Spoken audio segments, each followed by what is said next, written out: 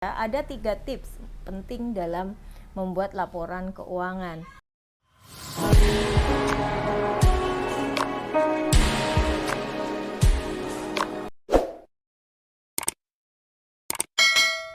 Hai teman-teman, saya Ati Sri Purwantiningsih, CEO dan founder KJA ASP dan Sekolah Finansial.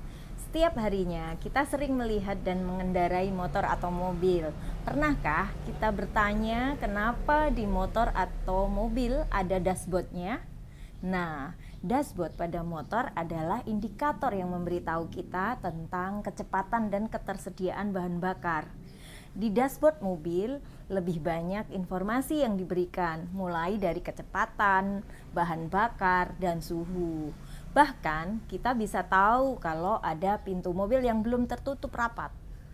Dashboard adalah analogi yang cocok untuk menggambarkan pentingnya laporan keuangan dalam sebuah bisnis.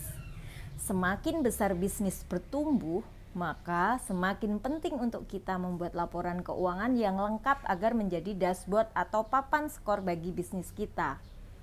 Nah, dashboard berupa laporan keuangan setidaknya memberikan kita 3 manfaat utama, yaitu pertama, sebagai alat ukur pertumbuhan. Sebuah bisnis harus terus diukur dengan cara yang tepat untuk memastikan bahwa bisnis tersebut bertumbuh. Misalnya, dari jumlah kekayaan dan utang, banyaknya aset, atau besaran laba ruginya.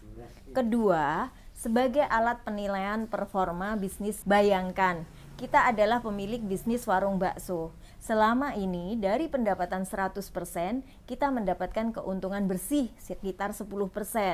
Apakah 10% adalah nilai yang cukup baik? Untuk menjawabnya, kita perlu membandingkan dengan pemilik bisnis warung bakso yang sejenis ya teman-teman. Jika mereka bisa mendapatkan margin 20%, maka pengeluaran kita mungkin masih terlalu besar. Biaya-biaya yang dikeluarkan itu lebih besar. Nah, ketiga, sebagai alat dalam menilai evaluasi dari suatu bisnis. Jika suatu saat nanti kita berniat untuk menjual bisnis kita ke orang lain, maka papan skor keuangan adalah hal yang sangat penting untuk dimiliki. Tanpa papan skor ini atau dashboard ini akan sulit meyakinkan siapapun untuk membeli bisnis dengan harga yang kita inginkan. Makanya, ayo buat papan skor dalam bisnis teman-teman, tapi pakai apa ya buatnya? Nah, buatnya pakai laporan keuangan. Jadi, laporan keuangan adalah papan skor yang memberikan informasi menyeluruh tentang performa bisnis. Kita butuh papan skor yang terus memberikan informasi kunci dalam pengelolaan bisnis.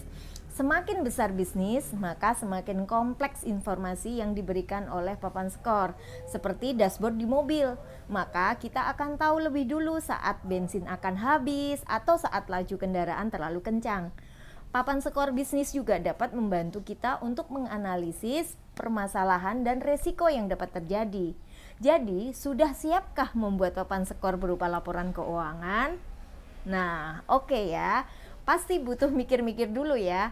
Baik, saya bagiin tips nih bagaimana menyusun laporan keuangan. Besok akan saya bahas bagaimana membuat laporan keuangan tersebut. Sekarang kita menyadari pentingnya membuat laporan keuangan, bukan? Menurut saya ada 3 tips penting dalam membuat laporan keuangan. Pertama, catat dari mulai transaksi yang kecil. Biasakan mencatat keuangan bisnis secara menyeluruh, mulai dari transaksi yang kecil hingga yang besar.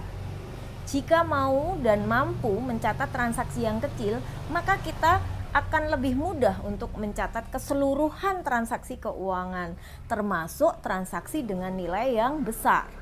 Kedua, disiplin dalam mencatat.